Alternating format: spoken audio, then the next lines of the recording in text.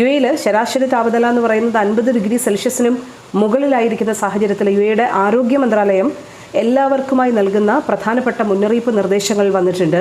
അതിലൊന്ന് അനാവശ്യമായി പുറത്തിറങ്ങരുത് എന്നുള്ളത് തന്നെയാണ്. അത്യാവശ്യമുള്ള ഘട്ടങ്ങളിലല്ലാതെ UAE-യിൽ ഇപ്പോൾ പുറത്തിറങ്ങി നടക്കരുത് എന്നുള്ള ഒരു കാര്യമാണ് ആരോഗ്യ മന്ത്രാലയം ഓർമ്മപ്പെടുത്തുന്നത്.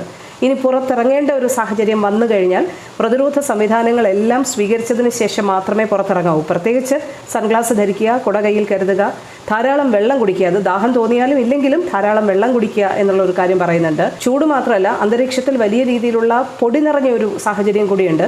അപ്പം അലർജി ഉള്ളവർക്ക് അത് കൂടുതൽ തീവ്രമാകാനൊക്കെ ഈ സാഹചര്യം ഇടയാക്കും. അതുകൊണ്ട് അങ്ങനെ ബുദ്ധിമുട്ടുള്ളവർ N95 മാസ്ക് അടക്കം ധരിക്കണം എന്നുള്ളൊരു കാര്യം കൂടി ആരോഗ്യ മന്ത്രാലയം ഓർമ്മപ്പെടുത്തുന്നുണ്ട്.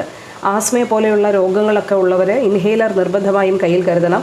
അങ്ങനെയുള്ള എല്ലാവിധത്തിലുള്ള മുൻകരുതലുകളും സ്വീകരിച്ച് മാത്രമേ വളരെ അത്യാവശ്യമായിട്ടുള്ള ഘട്ടത്തിൽ മാത്രമേ പുറത്തിറങ്ങാവൂ എന്നുള്ള മുന്നറിയിപ്പാണ് ആരോഗ്യ മന്ത്രാലയം ഇപ്പോൾ നൽകിയിരിക്കുന്നത്.